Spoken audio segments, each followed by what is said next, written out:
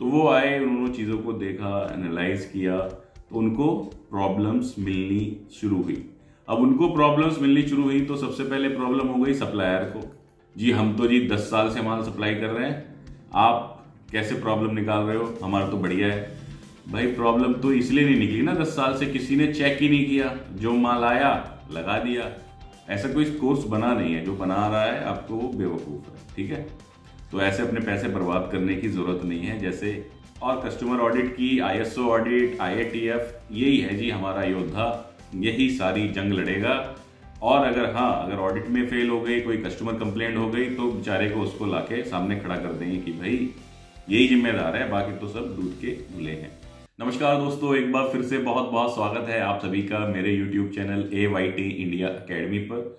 दोस्तों आज की जो वीडियो है, इस वीडियो का जो टॉपिक है, हमने चुना है टॉप 5 क्वालिटी सिस्टम्स, या क्वालिटी को मैनेज करने के लिए हमें क्या ऐसे 5 सिस्टम लगाएं जिससे कि हमारी क्वालिटी प्रॉपरली मैनेज हो, किसी भी प्रकार के डिफेक्ट्स ना आए, या डिफेक्ट्स आए तो कम से कम आए, कोई कस्टमर कंप्लेंट ना आए, और कोई quality related issues production line में क्रिएट ना हो। दोस्तों इस वीडियो में हमने कवर किया है problems in quality, how to handle quality properly, और साथ ही साथ हम जानेंगे टॉप 5 सिस्टम्स जो कि हमें क्वालिटी को मैनेज करने के लिए अपने प्लांट के अंदर इंप्लीमेंट करने चाहिए। दोस्तों इस सीरीज में ऑलरेडी मैं 2 वीडियोस भी बना चुका हूं, डिटेल्स आपको लेफ्ट साइड में दिख रही होगी। ये 2 वीडियोस थी हमारी प्रोडक्शन सिस्टम से रिलेटेड और मेंटेनेंस सिस्टम से रिलेटेड। जो प्रोडक्शन और मेंटेनेंस से रिलेटेड लोग हैं या इससे रिलेटेड अपना स्किल इंप्रूव करना चाहते हैं, जानकारी चाहते हैं, वो ये दोनों वीडियोस जाकर के चेक कर सकते हैं। तो चलिए फिर ज्यादा वक्त ना गवाते हुए शुरू करेंगे वीडियो को। Let's start. दोस्तों आप लोगों की स्क्रीन पे एक आपको कोट दिखाई दे रहा है, if you can't measure it you can't manage it. यानी कि आप जो चीज नाप नहीं सकते या माप नहीं सकते, उसको आप मैनेज नहीं कर सकते।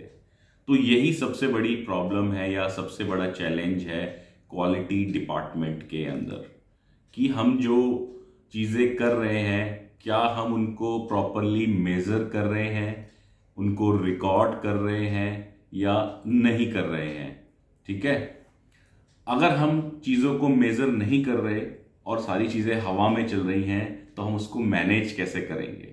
तो ये सबसे बड़ा चैलेंज है क्वालिटी को मैनेज करने के लिए, या क्वालिटी को सस्टेन करने के लिए, या कहें क्वालिटी को इंप्रूव करने के लिए। और ये कोट किसने दिया? ये कोट दिया अमेरिकन कंसल्टेंट ऑथर पीटर डकर ने। इस कोट का रेफरेंस हम आगे भी वीडियो में लेंगे कि कहां कहां ये कोट जो है प्रॉपरली फिट होता है। अब क्वालिटी को मेजर करने के लिए हमें क्या ऐसे सिस्टम्स चाहिए जिससे कि हम क्वालिटी को मेजर भी कर पाएं, मैनेज भी कर पाएं, वो सारे के सारे सिस्टम हमने इस वीडियो में कवर करने की कोशिश की है। तो उनको हम 1 बाय 1 चेक करते हैं। दोस्तों जो टॉप 5 सिस्टम्स है उसमें सबसे पहला जो सिस्टम आता है वो आता है इंस्पेक्शन एंड एक्सपेक्टर्स। अगर हम बात करें दोस्तों, हमारे कंपनी के अंदर प्रोडक्शन भी चेक करने के लिए लोग होते हैं या देखने के लिए लोग होते हैं, परचेज में मिल जाएंगे, ठीक है, सेल्स में मिल जाएंगे, लेकिन क्वालिटी को हम बड़ा हल्के में लेते हैं। भाई ठीक है चलने दो, एक बंदा होगा, ठीक है, 1 मैन आर्मी। 1 मैन आर्मी ही क्या कर रही है, सारे क्वालिटी के रिकॉर्ड भी बना रहा है, वो इंस्पेक्शन भी कर रहा है, कस्टमर की ऑडिट भी करा रहा है, सारे डॉक्यूमेंट्स भी बना रहा है, कोई ISO की ऑडिट है उसको भी करा रहा है, और पूरी फैक्ट्री या पूरी ऑर्गेनाइजेशन की जो ठेका है वो किसके पास है? इस 1 मैन आर्मी के पास है, कि हमने एक बंदा रख दिया क्वालिटी का, अब ये सारी क्वालिटी मैनेज करेगा और किसी की कोई जिम्मेदारी नहीं है। दोस्तों ऐसा नहीं है। अगर आपने पहली वीडियो देखी हो क्वालिटी के ऊपर जो हमने बनाई थी, जिसके अंदर हमने डाला था कि क्वालिटी का स्ट्रक्चर क्या होना चाहिए क्वालिटी डिपार्टमेंट का, तो उसके अंदर बड़ा ही हमने डिटेल में समझाया है कि अगर हम बात करें इंस्पेक्शन की, कि इंस्पेक्शन अगर हो तो किन किन स्टेज पर होनी चाहिए। इंस्पेक्शन यानी कि जांच, ठीक है। जैसे आप जाते हो ना, अगर एयरपोर्ट पे जाओगे तो उसमें क्या है, पहले तो क्या होगा, आप जैसे ही गेट में घुसोगे तो भी आपके ID वगैरह चेक होंगे, टिकट चेक होंगे, तब अंदर घुसोगे। फिर दूसरे स्टेज पे भी चेक होंगे, और फिर जब फ्लाइट में बैठने वाले होंगे तो भी चेक होंगे। वहीं अगर हम बात करें जो हमारी नॉर्मल ट्रेन होती है उसके अंदर जब हम बैठते हैं तो किसी ने चेक कर लिया बैग वैग लगेज वगैरह तो ठीक, नहीं किया तो सीधा आप घुस गए ट्रेन में, जाके बैठ गए। फिर एक बार टिकट चेकर आएंगे, आपसे नाम पूछेंगे, बस यहाँ पर कहानी खत्म। ना कोई आईडी वो चेक करते ना कुछ, बस नाम पूछ लिया आपसे, अगर ऑनलाइन आपकी टिकट है और आप चले जा रहे हो। मेट्रो में क्या है, आपने टिकट लिया या आपके पास स्मार्ट कार्ड है और उसके बाद में आपका जो है लगेज वगैरह चेक हुआ, आपकी प्रॉपरली चेकिंग हुई, आपको स्क्रूटनी किया गया, भाई आप तो कोई चीज़ नहीं ले जा रहे हो। फिर उसके बाद में फिर आप टोकन डालते हो या कार्ड लगाते हो, उसके बाद आपकी एंट्री होती है स्टेशन के अंदर या मेट्रो ट्रेन के अंदर, उसके बाद आप एंट्री कर सकते हो।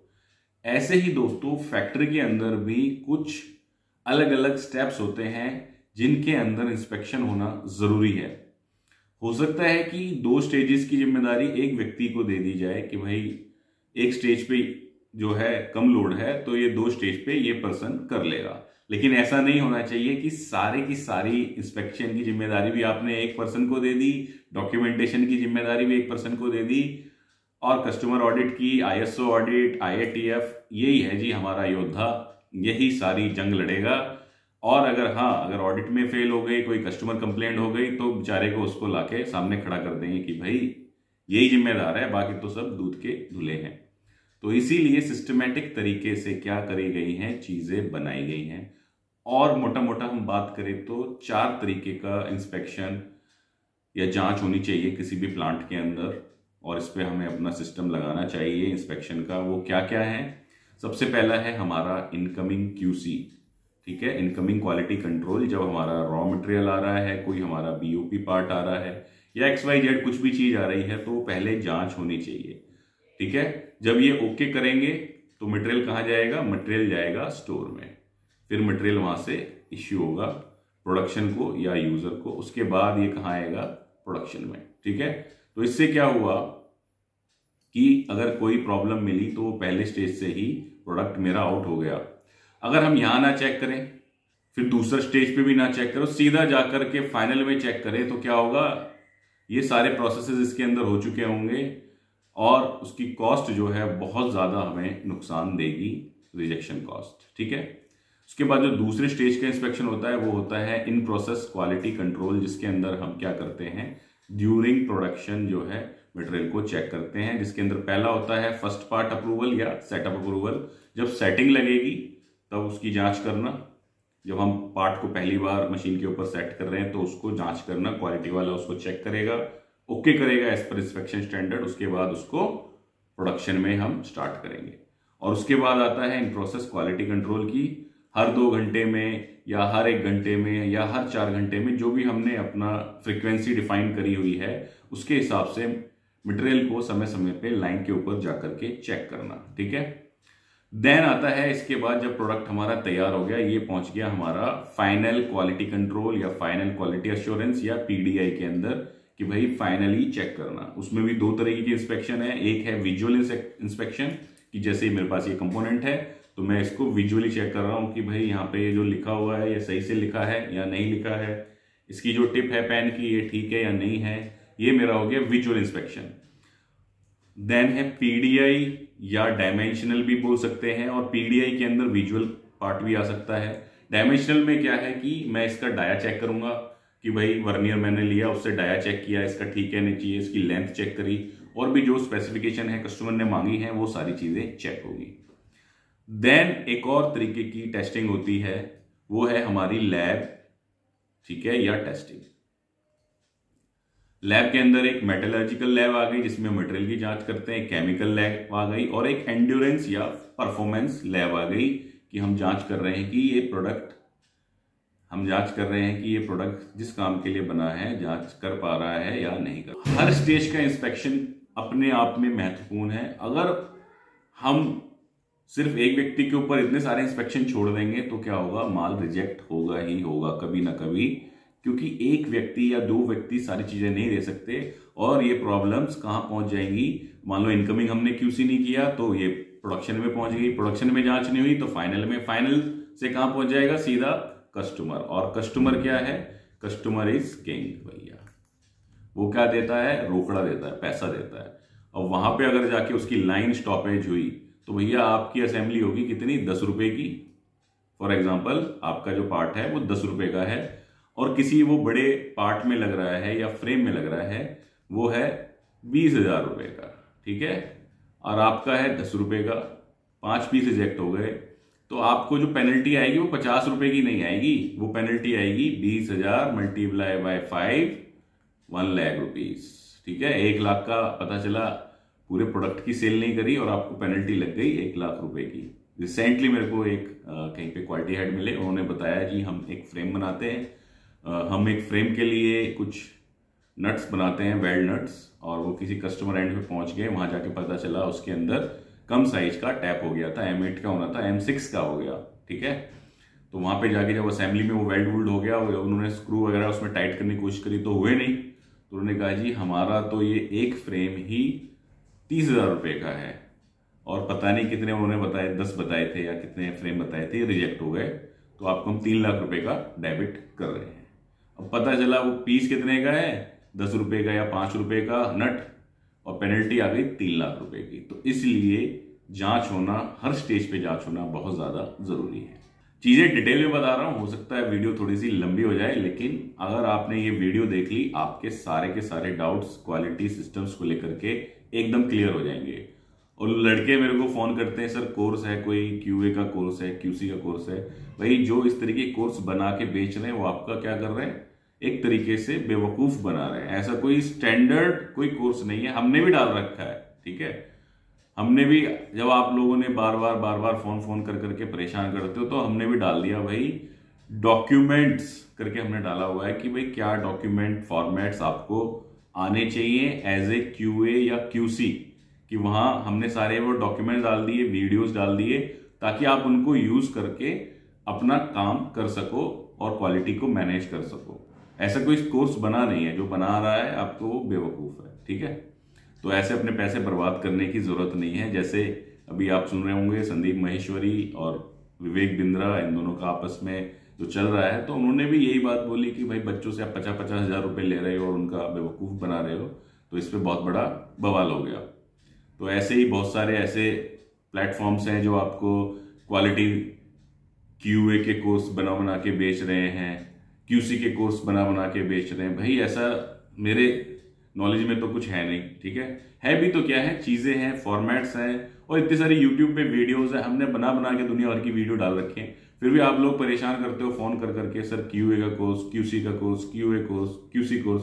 तो हमने क्या किया भैया, ठीक है, अब देख के आपको संतुष्टि QA QC से लेनी है, तो हमने भी छोटे मोटी चीजें डाल दी, लेकिन उसमें क्लियर लिखा हुआ है कि इसके अंदर आपको फॉर्मेट्स मिल जाएंगे कि कैसे इनको यूज करना है, ठीक है जी। चलिए फिर आगे चलते हैं। अगला जो सिस्टम है हमारा दूसरा, वह है डेली रिजेक्शन रीवर्क रिकॉर्ड और साथ ही में रिजेक्शन रीवर्क एनालिसिस, ठीक है। फिर दोबारा से हमें क्या करना पड़ेगा, उसी कोट पे आना पड़ेगा। कौन से कोट के ऊपर, if you can't measure it you can't manage it, ठीक है। इसको अभी डिटेल में जानेंगे यहां पर, इसका मतलब। तो हमने क्या करना है, हमने एक ऐसी शीट तैयार करनी है। कौन सी शीट तैयार करनी है, एक एक्सेल शीट तैयार करनी है या गूगल शीट हमने एक ऐसी तैयार करनी है। और अगर आपके पास सॉफ्टवेयर है तो बड़ी अच्छी बात है, जिसके अंदर हमें machine wise rejection rework, operator wise rejection rework, part wise rejection rework, defect wise rejection rework, यानी कि कौन कौन से डिफेक्ट्स में रिजेक्शन आया, ठीक है, रिजेक्शन की कॉस्ट, रिवर्क की कॉस्ट, रिजेक्शन रिवर्क का परसेंटेज और PPM, ये सारी की सारी चीजें एक शीट के अंदर इंक्लूडेड हो और उसमें हम डेली का अपना रिजेक्शन नोट करें और उसका हम एनालिसिस करें, ठीक है। ये क्यों जरूरी है, वो इसलिए जरूरी है कि भाई मैं बहुत सारी कंपनियों में विजिट करता हूं, वहां पे मान लो पहली बार गया या दूसरी बार गया, अब कल का ही आपको इंसिडेंट बताता हूं। मैं गया किसी प्लांट में, वहां विजिट किया मैंने और वहां के प्लांट हेड से पूछा कि भाई आपकी कैपेसिटी कितनी यूटिलाइज हो रही है प्रोडक्शन की। सर पूरी यूटिलाइज हो रही है। मैंने कहा रिकॉर्ड है आपके पास कोई, कितना प्लान दिया आपने, कितना परसेंटेज अचीव हो रहा है, दिखा दो। नहीं सर वो तो हम मुंह से बता देते हैं और रिकॉर्ड कर लेते हैं बस। मैं कहा ठीक है, तो हम मुंह से ही आपको सैलरी दे देते हैं, आप मुंह से ही जेब में पैसे रख के चले जाओ, कोई रिकॉर्ड करते नहीं। तो इस तरीके की बातें लोग करते हैं। तो अगर आपके पास डेटा नहीं है तो आप कैसे जवाब दोगे? आप जवाब दोगे कि जी बहुत अच्छी क्वालिटी है हमारी, रिजेक्शन बहुत कम है, रिजेक्शन ना के बराबर है, ठीक है, कि हमारे यहां तो रिजेक्शन ही नहीं है। लेकिन जब आपसे पूछा जाए कि भाई आपका पीपीएम का डाटा क्या है, कितना परसेंटेज पार्ट्स पर मिलियन मंथ चल रहा है आपका टॉप डिफेक्ट क्या आ रहा है, सबसे ज्यादा डिफेक्ट, सबसे ज्यादा प्रॉब्लम किसके अंदर आती है, आप नहीं बता पाओगे।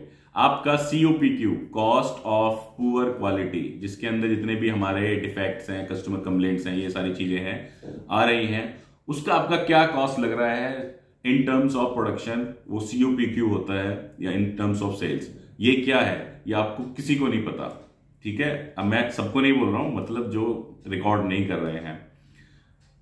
तो यहां पर जो मिस्टर पीटर डगर हैं, उनका एकदम फिट होता है ये quote, if you can't measure you can't manage.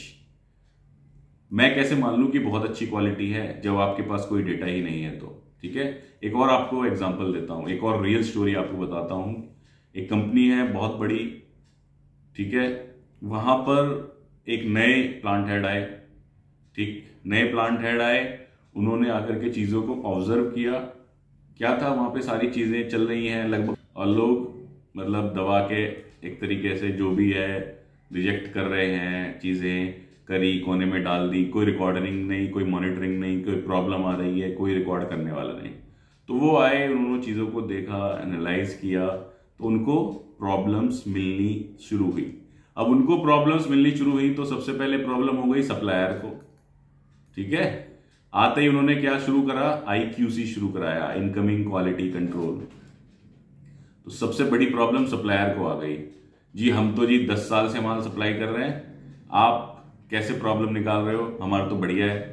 भाई प्रॉब्लम तो इसलिए नहीं निकली ना, 10 साल से किसी ने चेक ही नहीं किया, जो माल आया लगा दिया, कोई मेजर कंप्लेंट आ गई, फिटमेंट इश्यू आ गया तो पता चल गया, इसके अलावा जो आ रहा है कूड़ा कबाड़ा सब लग रहा है। दूसरी प्रॉब्लम हो गई जी, एम्प्लॉयज को भी हो गई जी, आप तो जी कमियां ही निकालते रहते हो, ये फिटिंग सही नहीं हो रही, इसमें डेंट आ रहा है, इसमें बर आ रहा है। तो फिर जी उनके सीनियर मैनेजमेंट ने उनसे पूछा, फलाना फलाना जी, नाम नहीं लूंगा उनका, कि जी रमेश मान लेते हैं उनका नाम, रमेश जी जब से आप आए हो आपको सिर्फ प्रॉब्लम ही प्रॉब्लम दिख रही है, इसका मतलब हम तो 30 साल से काम ही नहीं कर रहे थे। तो उन्होंने बड़ा ही अच्छा जवाब दिया कि सर जब चीजें चेक ही नहीं हो रही थी, ठीक है, यानी कि ये वाला कोट आ गया, if you can't measure you can't manage. जब चीजें चेक ही नहीं हो रही थी, कोई चेक करने वाला ही नहीं था, तो सब बढ़िया ही रहेगा ना। अगर मैं BP चेक ही ना कराऊं और मैं बोलूं मेरी तो हेल्थ बहुत बढ़िया है, मैं शुगर चेक ही ना कराऊं, मैं बोलूं मैं तो एकदम फिट हूं, तो कैसे चलेगा? ऐसे ही फैक्टर में होता है कि हम चीजों को मेजर नहीं करते, चीजों को मॉनिटर नहीं करते और बोलते हैं सब बढ़िया है, सब चंगा सी, ठीक है। इसके लिए हम आपको एक फॉर्मेट दिखाते हैं कि आप डेली रिजेक्शन रिवर्क को कैसे रिकॉर्ड कर सकते हो, कैसे मॉनिटर कर सकते हो। दोस्तों आप लोगों की स्क्रीन के ऊपर जो है डेली रिजेक्शन रिवर्क रिकॉर्ड का फॉर्मेट आ चुका है, ठीक है। और इसके अंदर हमने क्या क्या चीजें ऐड करी है वो मैं आपको बताऊंगा। इसके अंदर हमने डाला है, सबसे पहले प्रोडक्ट की डिटेल डाली है कि किस डेट में किस आर्टिकल या प्रोडक्ट का किस कस्टमर या बायर का कितने पीस प्रोड्यूस हुए। यहां पे आप शिफ्ट भी ले सकते हो, मशीन भी ऐड कर सकते हो, ठीक है। उसके बाद रिजेक्शन के डिफेक्ट वाइज रिजेक्शन की, जैसे कट मार्क्स है, वेन मार्क्स है, ग्लू स्टेन है, जिपर सेटिंग है, तो आप अपने यहाँ डिफेक्ट डाल सकते हो। या शीट मेटल में अगर हम बात करें तो बर आ रही है जी, बैंड आ रहा है, डेंट आ रहा है, वो डाल सकते हो। अगर CNC में बात करें तो OD अंडर साइज या ओवर साइज, ठीक है, ID under size, over size, chamfer problem, बर, रस्टिंग, डेंट, प्लेटिंग इश्यूज, ये सारी चीजें आप डाल सकते हो। तो यहाँ पे आपने सारे डिफेक्ट डाले, ठीक है, और यहाँ पर आ गई हमारी टोटल रिजेक्शन क्वांटिटी। उसके बाद में हमने यहाँ रिवर्क वाले प्रॉब्लम्स ले लिए कि किन किन में रिवर्क हुए हैं, तो यहाँ आ गई हमारी टोटल रिवर्क क्वांटिटी। तो रिजेक्शन और रिवर्क मिला करके हमारा ये यहाँ पर डेटा आ गया। अब हमने यहाँ लिया है परसेंटेज रिजेक्शन की, कितना % मेरा रिजेक्शन है। अब इसमें भी ना लोग फोन करते हैं, सर ये फॉर्मूला आपने क्या लगाया, आपने शीट क्या बनाई। तो भाई ये सिंपल एक एक्सेल है, या तो आप बना लो इसको, या हमने बना करके रेडीमेड डाल रखी है अपने प्ले स्टोर के ऊपर। हमारा ऐप है AYT इंडिया अकेडमी के नाम से, उसमें जाओ, डेली रिजेक्शन रिवर्क कोर्स के नाम से होगा, वहां से ये शीट डाउनलोड करो, यूज कर लो। जब आप दिमाग लगा ही नहीं सकते, आप इतना ब्रेन यूज ही नहीं कर सकते, भाई परसेंटेज रिजेक्शन के लिए क्या फॉर्मूला लगेगा? यही तो लगेगा कि कितने पीस रिजेक्ट हुए और कितने में से रिजेक्ट हुए, मल्टीप्लाई बाय 100 तो परसेंटेज रिजेक्शन आ जाएगा। अब टोटल के लिए क्या फॉर्मूला लगेगा? इक्वल टू सम लगेगा। हालांकि कुछ लोगों का एक्सेल वाकई में वीक है, करना चाहते हैं वो, तो उसके लिए हमने एक एक्सेल का भी शुरू किया है, तो उसमें धीरे धीरे ये चीजें बताएंगे।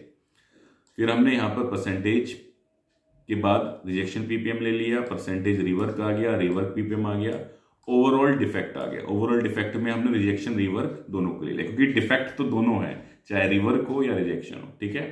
ओवरऑल डिफेक्ट का पीपीएम आ गया। इसी से क्या है, हमारा यहाँ पर ग्राफ बन रहा है, डे वाइज डेटा आता जा रहा है, ठीक है। Day wise percentage rejection, day wise overall defects, और यहाँ मंथ वाइज हमारी समरी तैयार हो जाती है, मई में, जून में कितना, जुलाई में कितना। इस तरीके से आपका ये डेटा काम करता रहेगा। तो इस तरीके से आप भी शीट तैयार कर सकते हो। शीट अगर तैयार नहीं कर सकते, आपके पास इतना समय नहीं है, तो रेडीमेड शीट आपको हमारे प्ले स्टोर ऐप के ऊपर मिल जाएगी। अब चलते हैं हम तीसरे सिस्टम के ऊपर, ठीक है। तीसरा सिस्टम हमारा क्या है? तीसरा सिस्टम है हमारा RBA, या जिसको हम बोलते हैं रेड बिन एनालिसिस, ठीक है, रेड बिन एनालिसिस। और साथ ही साथ हमें हर मशीन के ऊपर रेड और येलो बिन लगानी है। रेड बिन किस लिए? रिजेक्शन के लिए, ठीक है, और येलो बिन किस लिए? रिवर्क के लिए, यानी कि ऐसा मटेरियल जिसको दोबारा से ठीक किया जा सकता है, लेकिन वो ओके नहीं हुआ फर्स्ट टाइम में, वो हो गया हमारा रिवर्क। अब डेली जो रेड बिन एनालिसिस है या RB है, वो क्या होता है?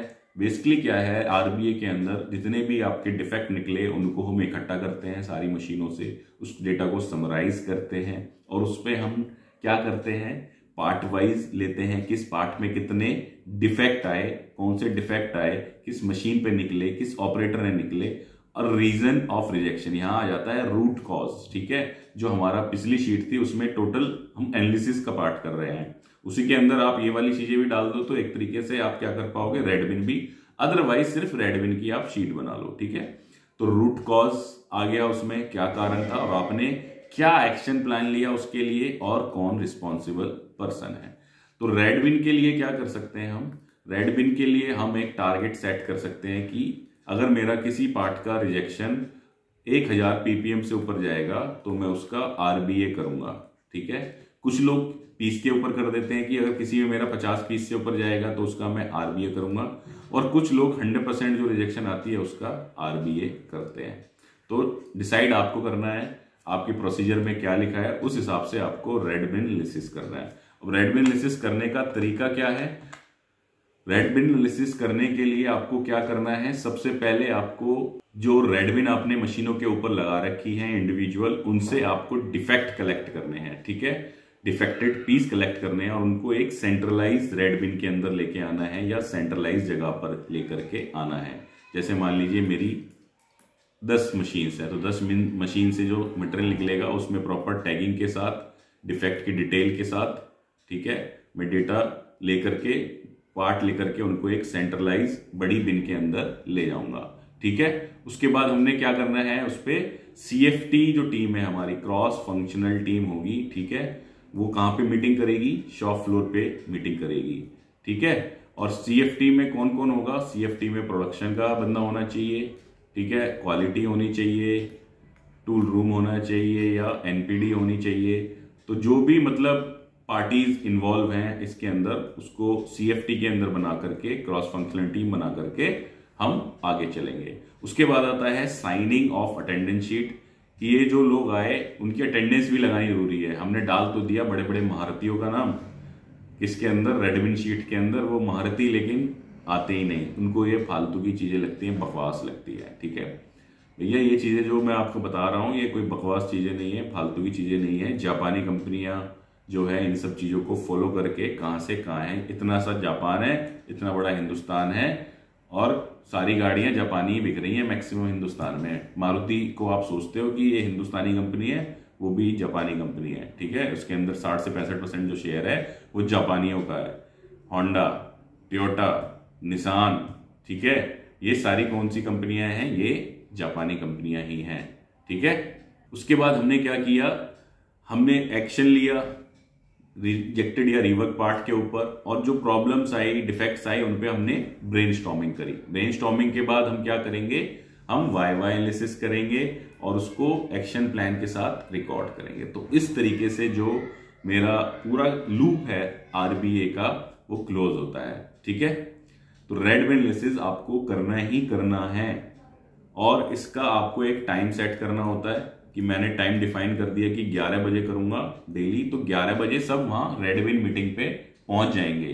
ठीक है, कुछ लोग इसको 2 शिफ्ट में भी कर सकते हैं या करते हैं कि शिफ्ट ए का अलग कर लिया, बी का अलग कर लिया, सी का अलग कर लिया, कुछ कंबाइंड में कर लेते हैं। अब क्या है, रेडविन जरूरी क्यों है दोस्तों? अगर जो समस्या है उसको इनिशियल स्टेज पे ही पकड़ लिया जाए, मान लीजिए आप रोजाना रेडविन कर रहे हो, तो रोजाना जो प्रॉब्लम निकल रही हैं उनको आप प्रॉपरली क्लोज मॉनिटर कर रहे हो, क्लोजली एक्शन ले रहे हो, तो प्रॉब्लम जो है बड़ी नहीं होगी, मतलब बहुत बड़ी समस्या नहीं आएगी कि लास्ट में मंथ एंड में जाके पता चला कि ये वाला डिफेक्ट मेरा बहुत ज्यादा भाग गया। तो वो क्या आप पहले ही कंट्रोल कर लोगे। ठीक है, तो इसलिए रेडविन एनालिसिस करना जरूरी है कि आप इनिशियल स्टेज पे डेली बेस पे ही डिफेक्ट्स के ऊपर प्रॉब्लम्स को रिजॉल्व कर पाओ।